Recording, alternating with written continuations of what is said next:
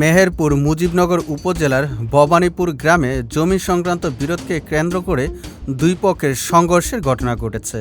এ ঘটনায় 4 জন আহত হয়েছে। মঙ্গলবার 22শে এপ্রিল বিকাল 5:30টার দিকে মুজিবনগর উপজেলার মোনাখালী ইউনিয়নের ভবানীপুর গ্রামের মৃত চমৎকার আলীর ছেলে খায়রুল ইসলাম এবং তার ভাতিজা মোখলেসুর রহমান মৃত ইয়াসিন আলীর ছেলের মধ্যে সংঘর্ষের ঘটনা ঘটে।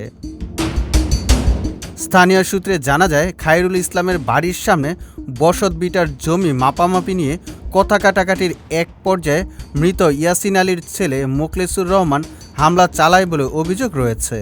পরে দুই পক্ষ সংঘর্ষে জড়িয়ে পড়ে।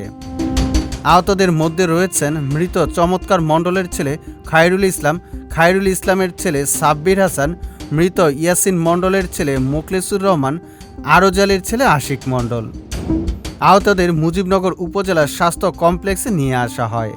ওই সময় কর্মরত চিকিৎসক তাদেরকে প্রাথমিক চিকিৎসা শেষে উন্নত চিকিৎসার জন্য খায়রুল ইসলাম ও সাব্বির হাসানকে কুষ্টিয়া সরকারি মেডিকেল কলেজে রেফার করে দেন, আর আশিক মণ্ডলকে উপজেলা স্বাস্থ্য কমপ্লেক্সে ভর্তি করেন।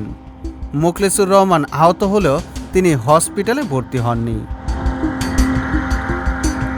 সুজিত মণ্ডল, সবার কথা।